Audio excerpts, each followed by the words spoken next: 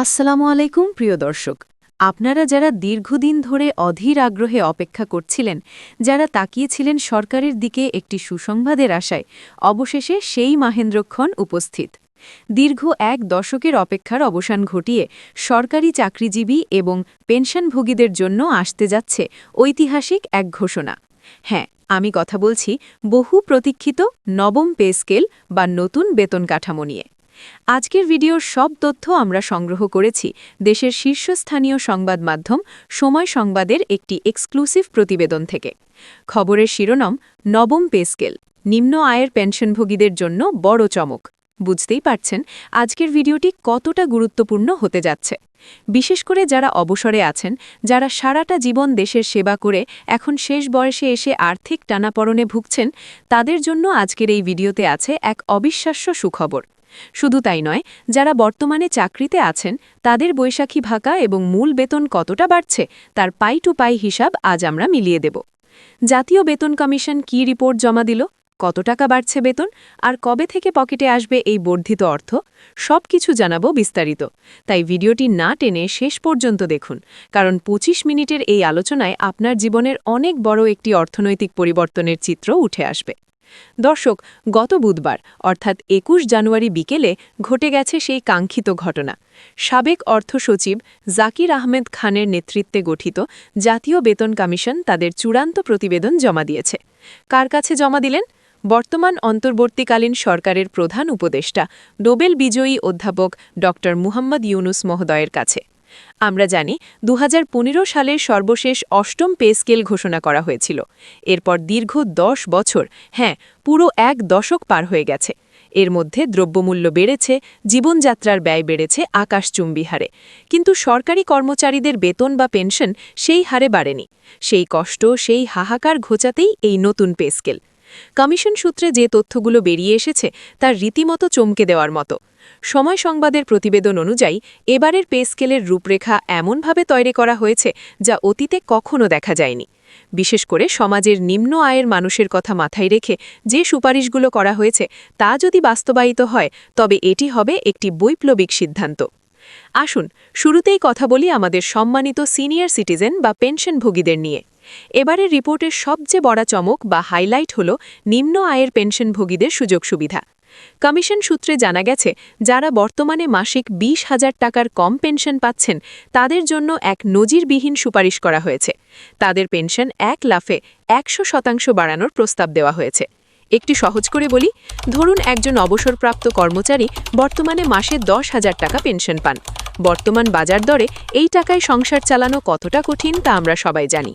কমিশনের সুপারিশ অনুযায়ী তার পেনশন সরাসরি দ্বিগুণ হয়ে যাবে, অর্থাৎ তিনি পাবেন ২০,০০০ টাকা।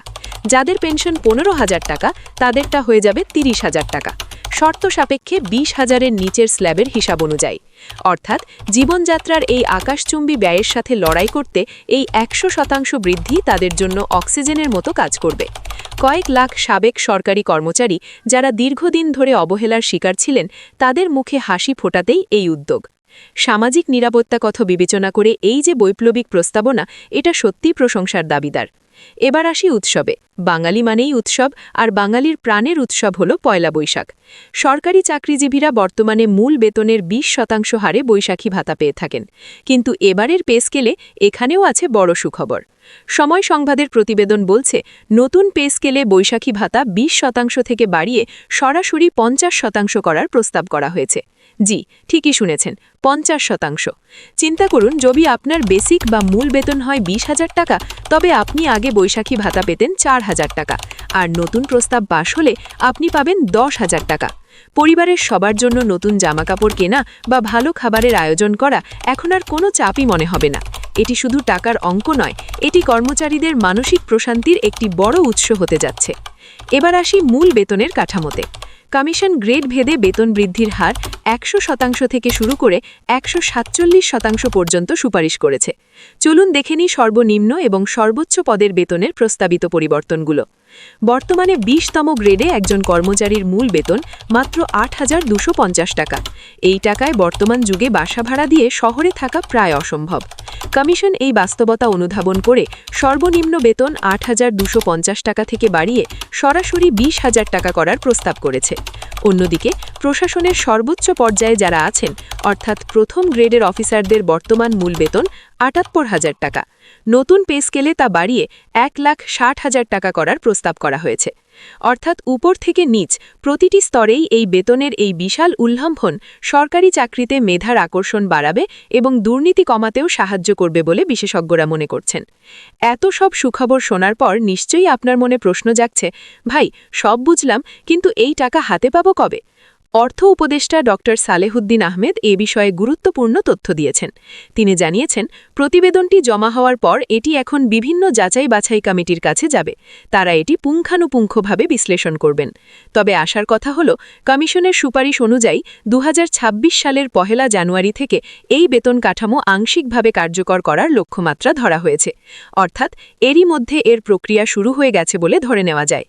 আর পূর্ণাঙ্গ বেতন কাঠামো অর্থাৎ পুরোপুরি সব ভাতাসহ নতুন স্কেল কার্যকর হতে পারে 2026 সালের 1 জুলাই থেকে। যদি 1 জানুয়ারি থেকে কার্যকর ধরা হয়, তবে আপনারা বকেয়া বা এরিয়ার্স পাওয়ারও একটি বড় সম্ভাবনা রয়েছে।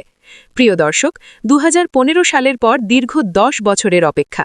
মাঝখানে করোনা মহামারী, বৈশ্বিক মন্দা এবং রাজনৈতিক পটপরিবর্তন সব মিলিয়ে সরকারি চাকরিজীবীরা বেশ চাপের মুখেই ছিলেন। প্রায় 15 লাখ সরকারি চাকরিজীবী এবং পেনশনভোগীদের পরিবারের ভাগ্য জড়িয়ে আছে এই নবম পে স্কেলের সাথে। সময় সংবাদের এই প্রতিবেদন যদি বাস্তবে রূপ নেয়, তবে তা হবে দেশের অর্থনীতির জন্য এক বড় ধাক্কা, কিন্তু ইতিবাচক ধাক্কা। কারণ যখন মানুষের হাতে টাকা আসে, তখন বাজারে তার প্রবাহ বাড়ে, অর্থনীতি সচল হয়। বিশেষ করে নিম্ন আয়ের পেনশনভোগীদের জন্য 20,000 টাকার কম পেনশন দ্বিগুণ করার যে প্রস্তাব, তা মানবিক দিক থেকে এই পে স্কেলকে অনন্য উচ্চতায় নিয়ে যাবে। আমরা আশা করছি যাচাই বাছাই শেষে সরকার দ্রুততম সময়ের মধ্যে এই পে স্কেল বাস্তবায়নের ঘোষণা বা গেজেট প্রকাশ করবে। আমাদের চ্যানেলে আমরা এই বিষয়ে প্রতিটি আপডেট, প্রতিটি ব্রেকিং নিউজ সবার আগে আপনাদের সামনে তুলে ধরব। আপনার কি মনে হয়, সর্বনিম্ন বেতন 20,000 টাকা কি বর্তমান বাজারের জন্য পর্যাপ্ত, নাকি আরও বাড়ানো উচিত? আর পেনশন বৃদ্ধির এই সিদ্ধান্তকে আপনি কিভাবে দেখছেন? অবশ্যই নিচে কমেন্ট করে আপনার মতামত জানান। ভিডিওটি ভালো লাগলে লাইক দিন এবং আপনার সহকর্মী ও বন্ধুদের সাথে শেয়ার করুন, যাতে তারাও এই সুখবরটি জানতে পারে। আর হ্যাঁ, পরবর্তী আপডেট মিস করতে না চাইলে আমাদের চ্যানেলটি সাবস্ক্রাইব করে বেল আইকনটি বাজিয়ে দিন। আজ এই পর্যন্তই। সবাই ভালো থাকুন, সুস্থ থাকুন। দেখা হবে পরবর্তী ভিডিওতে। আল্লাহ হাফেজ।